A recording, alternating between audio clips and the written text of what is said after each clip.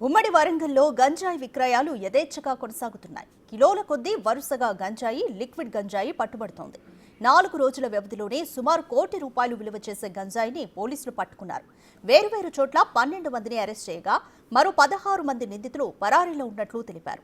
హన్మకొండ జిల్లా పెగడపల్లి డబ్బాల దగ్గర ముగ్గురిని అరెస్ట్ చేసి వారి నుంచి 1730 గ్రాముల గంజాయిని స్వాధీనం చేసుకున్నారు. ఇక మహబూబాబాద్ జిల్లా కురవిలో 4 నిందితులు అరెస్ట్ కాగా వీరి నుంచి 106 కిలోల గంజాయి దొరికింది.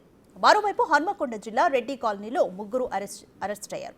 10 కిలోల ఎండు గంజాయి, 2 లీటర్ల హ్యాష్ ఆయిల్ స్వాధీనం చేసుకున్నారు.